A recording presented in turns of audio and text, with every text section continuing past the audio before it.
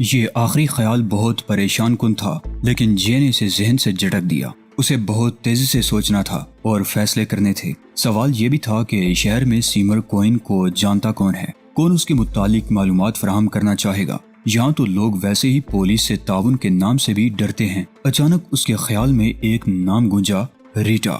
وہ ریٹا سے صرف ایک بار ملا تھا اور وہ اسے اچھی نہیں لگی تھی۔ سیمر سے اس کے تعلقات بھی اچھے نہیں معلوم ہوتے تھے، اور اب جب کہ سیمر اسے چھوڑ کر چلا گیا تھا تو کیا وہ پولیس کو اس کے متعلق معلومات بہم پہنچا کر بدلہ لینے کی کوشش کرے گی؟ اس کا نسوانی وجدان اسے انتقامی کارروائی پر اکسائے گا یا سیمر کے تحفظ کا خیال رکھنے پر؟ کچھ بھی ہو، وہ بے حد خطرناک ثابت ہو سکتی تھی۔ سب سے بڑھ کر بات یہ تھی کہ وہ خود اسے بھی دیکھ چکی تھی۔ وہ اس کے نام جے سے واقف تھی، وہ اسے شناخت بھی کر سکتی تھی۔ اس نے فیصلہ کیا کہ اسے جا کر ریٹا سے ملنا ہوگا۔ اس کا ریوالور پہاڑی کھو والے سامان میں ہی رہ گیا تھا۔ اس نے سوچا، کاش ریوالور میرے پاس ہوتا، مگر وہ جانتا تھا کہ خواہش کرنے سے کچھ نہیں مل جاتا۔ پھر ریوالور میں یہ قباحت بھی تھی کہ اس کا ایک فائر آدھے بمبئی کو جگا دیتا۔ فلیٹ سے نکل کر سیڑھیاں اترتے ہوئے اس نے سوچا، لو ایک چیلنج اور سامنے آ گیا۔ اب آزمائش ہو جائے گی کہ وقت پڑنے پر وہ کتنا بے رحم ثابت ہو سکتا ہے۔ اس نے اتنی باریک بینی اور محنت سے اتنا اچھا قابل عمل منصوبہ بنایا تھا، کامیابی سے اس پر عمل کرایا تھا۔ یہ کیسے ممکن تھا کہ ایک معمولی سی لڑکی سارے کیے کرائے پر پانی پھیر دے؟ بس ایک خطرہ تھا، کہیں ریٹا پولیس کے پاس پہنچ ہی نہ چکی ہو۔ نشریے سے اندازہ ہو گیا تھا کہ وہ اعلان پہلے بھی ٹیلی کاسٹ ہو چکا ہے، کم از کم 2-3 گھنٹے پہلے تو ہوا ہوگا، اور اگر ایسا ہے تو اب تک۔ لیکن اسے تو بہرحال چیک کرنا ہی تھا۔ وہ رات بڑی حبس زدہ تھی۔ وہ پیدل چلتا رہا۔ کچھ آگے جانے کے بعد اسے ایک منی بس مل گئی۔ منی بس نے اسے کچھ دور اتارا۔ اس نے ریٹا کے فلیٹ تک کا تقریباً آدھے میل کا فاصلہ طے کیا۔ بلڈنگ میں داخل ہونے سے پہلے اس نے اطمینان کر لیا کہ لابی سنسان ہے۔ وہ لابی میں داخل ہوا اور زینے کی طرف بڑھا۔ ریٹا کا فلیٹ 4تھی منزل پر تھا۔ پوری بلڈنگ میں سناٹا تھا، سب مکین سو چکے تھے۔ 4تھی منزل پر پہنچ کر بھی اس نے چیک کیا کہ کہیں دروازے پر پولیس کا پہرا تو نہیں۔ اگر ریٹا نے پولیس سے رابطہ کر لیا ہوتا تو پولیس لازمی طور پر اسے تحفظ فراہم کرتی۔ مطمئن ہونے کے بعد وہ دھڑکتے دل اور لرزتے قدموں سے ریٹا کے فلیٹ کی طرف بڑھا۔ اس کے اعصاب کھنچے ہوئے تھے اور وہ کسی بھی لمحے باغ کھڑا ہونے کو تیار تھا۔ دروازے پر پہنچ کر اس نے دروازے پر ہلکی سی دستک دی۔ اس دستک کا کوئی رد عمل نہیں ہوا۔ مزید 2 دستکوں کے نتیجے میں بیڈ کے سپرنگز کی چرچراہٹ، لباس کی سرسراہٹ اور پھر دروازے کی طرف بڑھتے قدموں کی آہٹ سنائی دی۔ کون ہے؟ بند دروازے کے پیچھے سے ریٹا نے پوچھا۔ اس کی آواز نیند میں ڈوبی ہوئی تھی۔ جے کو اطمینان ہوا، وہ سو رہی تھی، تو اس کا مطلب یہی تھا کہ ابھی وہ پولیس کے پاس نہیں گئی ہے۔ تاہم اس کے لہجے میں شک کی جھلکیاں اس نے واضح طور پر محسوس کی تھی۔ ریٹا، اس نے دھیرے سے پکارا۔ ہاں، کون ہے؟ میں جے ہوں، سیمر کا دوست۔ مجھے بھول گئی کیا؟ وہ چند لمحے ہچکچائی۔ نیند میں ہونے کی یا بے یقینی کی وجہ سے اس کا تعین جے نہ کر سکا۔ پھر ریٹا کی آواز سنائی دی۔ کیا بات ہے؟ مجھے تم سے بہت ضروری بات کرنی ہے۔ سیمر تو موجود نہیں ہے، میں جانتا ہوں، میں اسی کا پیغام لایا ہوں۔ پلیز مجھے اندر آنے دو۔ وہ صرف ایک لمحے کو ہچکچائی، پھر اس نے دروازہ کھول دیا۔ وہ پورے لباس میں تھی، لیکن اس کے پپوٹے باری ہو رہے تھے، آنکھوں میں نیند بھری ہوئی تھی۔ وہ پلٹی اور اندر کی طرف چل دی۔ جے نے اندر داخل ہو کر دروازہ بند کیا اور اس کے پیچھے چل دیا۔ کمرے میں پہنچ کر ریٹا پلٹی۔ سیمر کہاں ہے؟ اس نے پوچھا۔ تمہارے پاس ہے؟ جے نے اس کے سوال کا جواب دینے کی بجائے پوچھا۔ تم نے ٹی وی پر خبریں دیکھی تھی ریٹا؟ ہاں، دیکھی تھی۔ سیمر پولیس کو کیوں مطلوب ہے؟ میں تمہیں بس اتنا بتا سکتا ہوں کہ وہ محفوظ ہے۔ ریٹا اسے ناپسندیدگی سے دیکھتی رہی۔ اس کے جسم میں ہلکی سی لرزش تھی۔ اس سے جے کو اندازہ ہو گیا کہ وہ خواب اور دوا کے زیر اثر ہے۔ اس سے یہ بھی پتا چلتا تھا کہ اس پر ڈپریشن کا حملہ ہوا تھا۔ یہ سیمر کس چکر میں پھنس گیا ہے؟ ریٹا نے پوچھا۔ کوئی چکر نہیں ہے، پولیس کو غلط فہمی ہو گئی ہے۔ وہ مجھے چھوڑ کر کیوں چلا گیا؟ وہ پولیس سے ڈرا ہوا ہے ریٹا، اس لیے کہ فوجی بگوڑا تو وہ بہرحال ہے، اور وہ تمہیں چھوڑ کر بھاگا نہیں ہے، بس اسے جلدی میں جانا پڑ گیا۔ اس نے تمہیں بھیجا ہے یہ بتانے کے لیے؟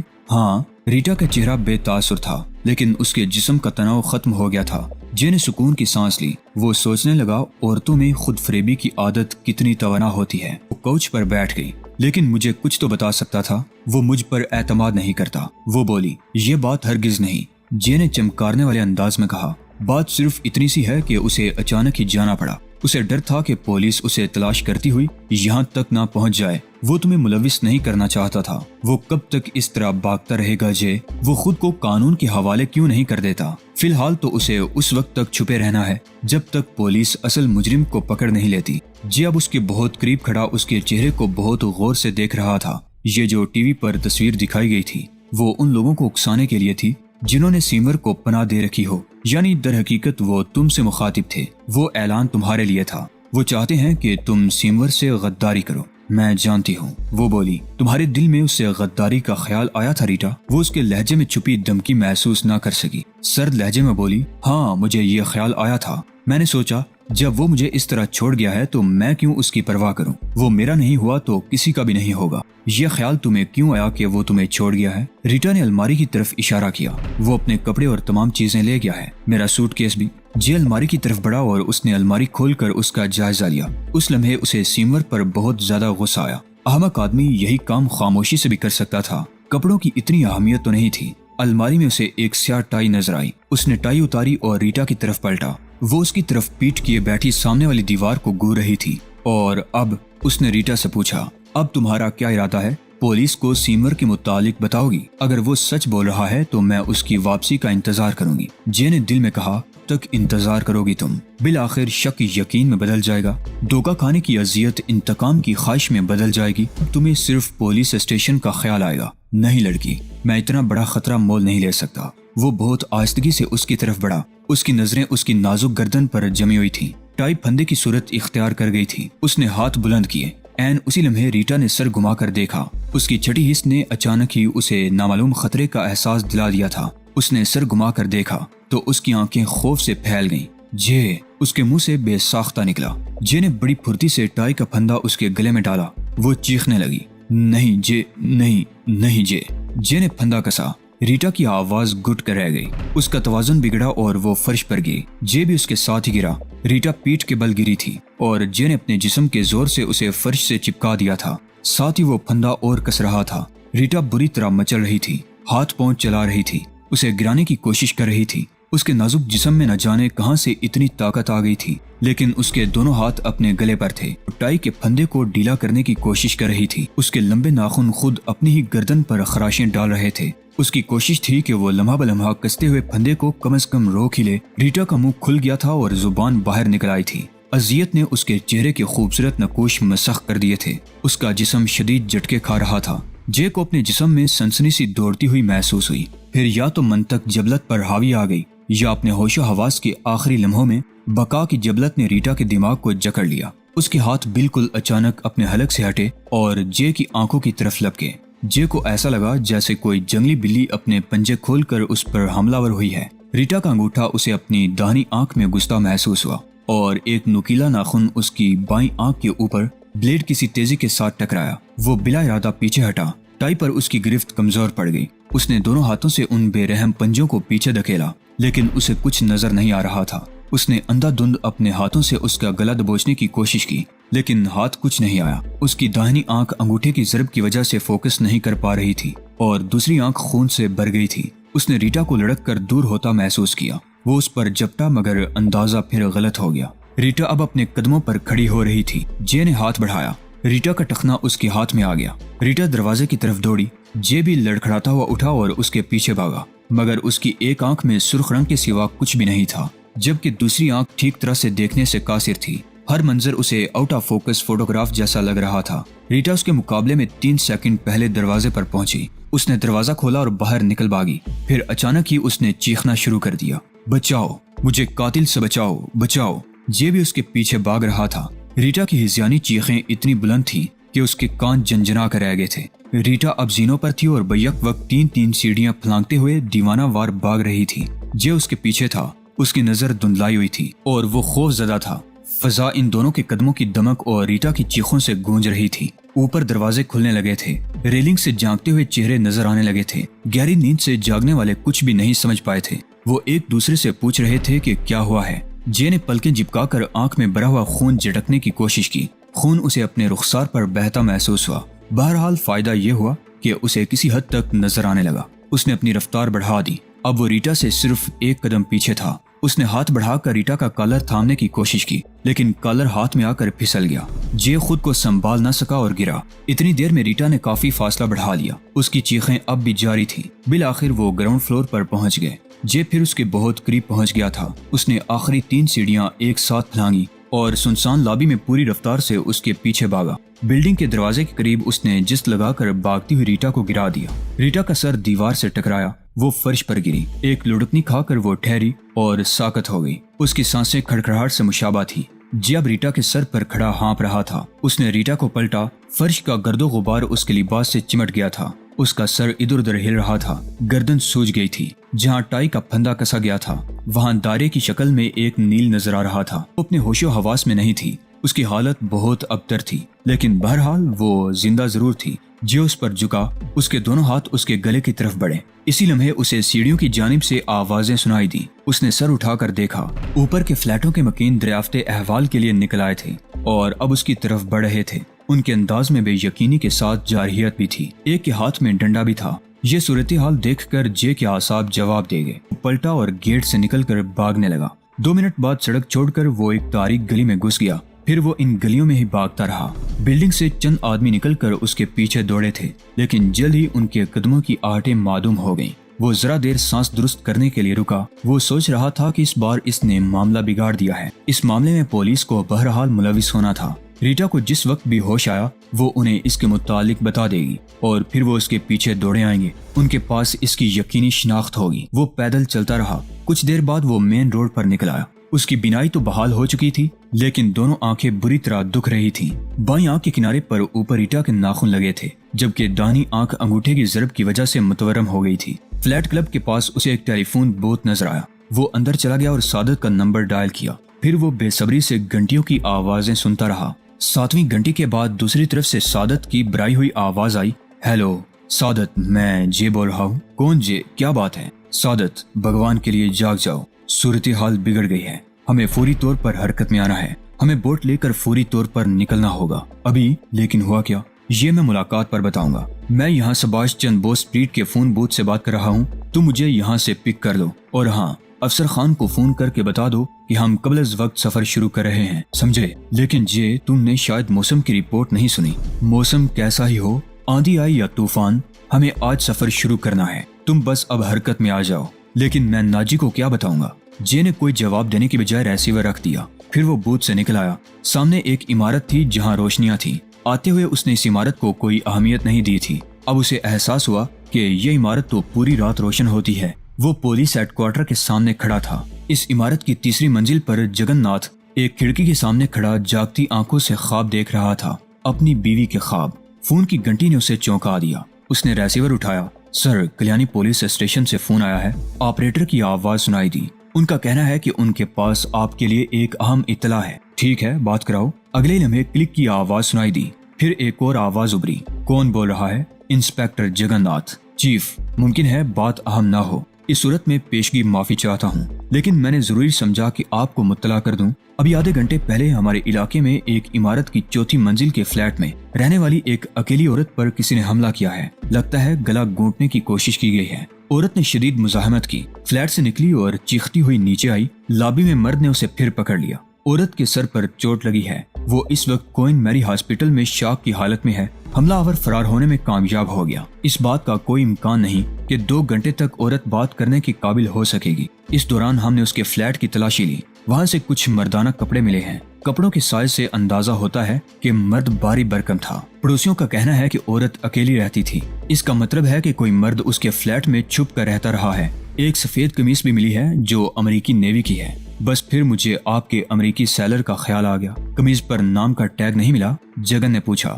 اس شخص کا حلیہ معلوم ہوا جس نے عورت پر حملہ کیا تھا۔ یہ بری خبر ہے۔ کم از کم 6 افراد ایسے ہیں جنہوں نے اسے بہت اچھی طرح دیکھا تھا۔ وہ ہندوستانی تھا، قد 5 فٹ 9 انچ کے قریب، سیاہ بال، اوسط جثے کا آدمی تھا۔ مختصر یہ کہ وہ آپ کا امریکی سیلر ہرگز نہیں تھا۔ تو پڑوسیوں کو کچھ بھی معلوم نہیں؟ پوچھ گچھ کر رہے ہیں چیف۔ آپ تو جانتے ہی ہیں کہ پولیس سے تعاون سے لوگ کتنا بچتے ہیں۔ ٹھیک ہے، میں فنگر پرنٹس والوں کو بھیج رہا ہوں، وہ پورے فلیٹ میں نشانات چیک کریں گے، اور ہاں، عورت ہوش میں آ جائے تو مجھے فون کر دینا۔ بہت بہتر سر۔ جی اور سعادت کے بلیو ہیون جیٹی پہنچنے سے چند منٹ پہلے ہی بارش شروع ہو گئی۔ بارش نے اپنی آمد کا اعلان بوندا باندی سے نہیں کیا تھا، بس اچانک ہی ایسا لگا جیسے آسمان پھٹ پڑا ہو۔ لمحوں میں ونڈ سکرین کے پار دیکھنا ممکن نہیں رہا۔ वाइपर भी शीशे को पूरी तरह साफ करने में नाकाम थे। जे मैं तुम्हें बता रहा हूँ कि ये हमाकत है, सादत ने कहा। ये बारिश तो पहली अलामत है, इसके बाद हवा चलना शुरू होगी और तेज से तेज होती जाएगी। इस तूफान में बोट लेकर खुले समंदर में निकलना खुदकुशी के मुतरादिफ होगा। तुम तो चाहते हो कि हम हाथ पर हाथ धरे बैठे रहें और पुलिस हमारे घरों में घुस आए। जे ने तुंद लहजे में कहा, सुनो सादत, हमारे पास तुर्क का एक पता है, डेविड कैली, वही हमारी बचत का आसरा है। हमें उसे मजबूती से पकड़कर बैठना है। हम बेनकाब हो चुके हैं, हमारा मंसूबा अब भी कारआमद है, और हम तूफान में गर्क हो गए तो मंसूबे का क्या होगा? यार, ये आम सा तूफान है, ये तूफान हमारे रास्ते में है। जे तुम इसका मतलब नहीं समझते। अगर हम तूफान के दरमियान ना भी हुए तब भी हवा की रफ्तार 30 से 40 नॉट होगी और मौजें कम से कम 15 फुट बुलंद होंगी।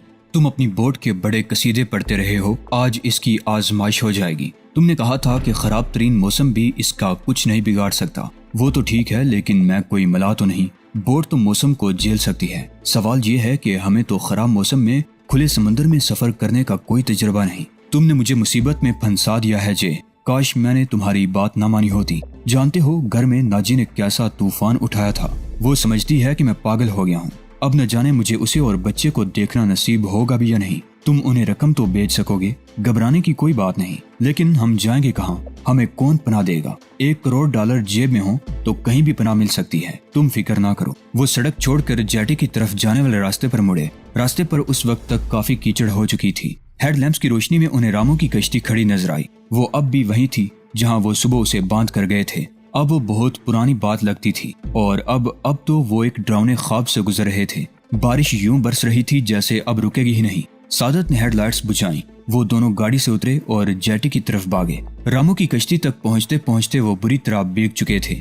उन्होंने जल्दी से कश्ती खोली, उसमें बैठे और उसे सदाई कश्मीर की तरफ खींचने लगे। सदाई कश्मीर पर उनके लिए पनाहगाह मौजूद थी। पिट और उसमें मौजूद आलात के गिर्द शीशे की दीवारें थी। छत ऐसी थी कि उसे किसी भी वक्त खोला और बंद किया जा सकता था। जरा देर बाद सदाई कश्मीर बिखरे हुए समंदर के सीने पर रवां थी। सादत ने नेविगेशन लाइट्स ऑन कर दी। लाइट ऑफ कर दो, जे ने चिड़चिड़ेपन से कहा। आजाद समंदर में पहुंचने तक लाइट ऑन ना करना, ये ज़ाब्ते की खिलाफ वर्जी होगी। सादत ने उसे समझाया। अगर मैरीन पुलिस ने देख लिया तो वो हमें जरूर रोकेंगे। मैरीन पुलिस इतनी अहमक नहीं कि इस तूफानी रात में समंदर की सैर करेगी, तो वो हमें रडार पर तो देख सकते हैं। इस मौसम में किसी बोट का नजर आना ही गैर मामूली होगा। अब इतनी दूर की ना सोचो, जे बोला। हम जिन मुश्किलात से भाग कर आए हैं, कोई दुश्वारी उनसे बढ़कर नहीं होगी। और सादत, मुझे यकीन है कि जब तक इन लोगों को हमारी गुमशुदगी का इल्म होगा, हम काफी दूर निकल चुके होंगे। सादत खामोश हो गया, लेकिन उसकी पेशानी पर तफक्कुर की लकीरें बेहद नुमाया थी।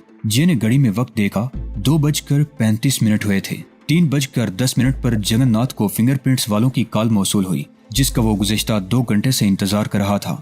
वो इस ताखीर पर कुड़ रहा था, लेकिन जानता था कि ये नागुज़ीर है। जिस फ्लैट में फिंगरप्रिंट वालों को भेजा गया था वो निशानात से भरा हुआ था। निशानात की तादाद बिलाशुबा लाखों में थी। वो बेचारे मुसलसल डस्टिंग करते और निशानात की फिल्म बनाते रहे थे।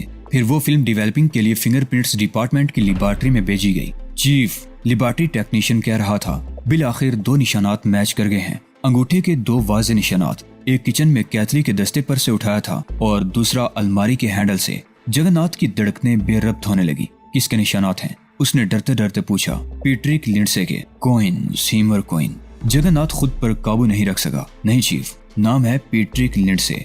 शुक्रिया। जगन्नाथ ने यह कहकर रिसीवर क्रिडल पर पटका। उसी वक्त सुनील मोहन हाल में दाखिल हुआ। वो बेहद तरोताजा नजर आ रहा था। 3 घंटे की नींद लेने के बाद उसने शेव बनाकर मुंह धोया था। कहो जगन, क्या सूरत हाल है? सुनील ने पूछा। लगता है हमारी आवाम से अपील रंग लाई है, जगन्नाथ ने कहा। नतीजा हमारी तवक्को के मुताबिक तो नहीं, लेकिन बहरहाल मस्बत निकला है। ये कहकर उसने रिसीवर उठाया और एक नंबर मिलाया। राब्ता मिलने तक वो सुनील शर्मा को मुख्तसरन अब तक की रुदात सुनाता रहा। उसने कल्याणी के इलाके में औरत पर हमले के मुतालिक बताते हुए कहा, फिंगरप्रिंट से पता चलता है कि सीमर कोइन उस औरत के फ्लैट में रहता रहा है, लेकिन औरत पर हमला करने वाले का हुलिया सीमर कोइन से बहुत मुख्तलिफ है। सबसे बड़ी बात यह है कि हमलावर हिंदुस्तानी था। तो फिर हमलावर कौन होगा? सुनील ने पूछा। मुमकिन है सीमर का कोई साथी हो, कोई ऐसा शख्स जो टीवी पर हमारी अपील सुनने के बाद खौफजदा हुआ हो कि वो औरत हम तक पहुंचेगी और सब कुछ बता देगी। इसका मतलब है कि आपका अंदाजा दुरुस्त था। वो लोग अभी बम्बई ही में हैं। सब नहीं तो उनके चंद एक साथी जरूर यहाँ मौजूद हैं। इतनी देर में कल्याणी पुलिस स्टेशन से राब्ता मिल गया था। تمہارا اندازہ درست تھا دوست، اس نے انچارج سے کہا۔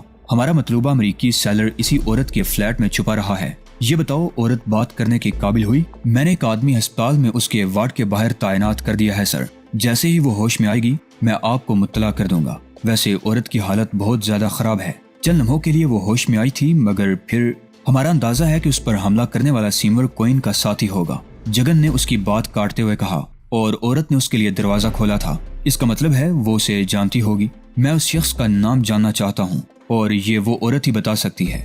بارش جتنی اچانک شروع ہوئی تھی اتنی ہی اچانک رک بھی گئی۔ جے نے گھڑی دیکھی، 3:40 ہوئے تھے۔ ان کی خفیہ سمندری پناہ گاہ ابھی دور تھی۔ بارش رکی تو سمندر کی وہ مہیب پھنکاریں بھی معدوم ہو گئیں جو اس سے پہلے دوسری تمام آوازوں کو نگل رہی تھی۔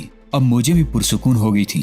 اب انہیں اندازہ ہوا کہ پچھلے 1 گھنٹے کے دوران ہوا کتنا زور پکڑ چکی تھی۔ کاکپٹ میں تو بارش اور سمندر کے شور کے سوا کچھ پتہ ہی نہیں چل سکا تھا اور ہوا کا زور مسلسل بڑھ رہا تھا، لیکن انہیں احساس تھا کہ اب وہ طوفان کے ایک سرے پر پہنچ چکے ہیں۔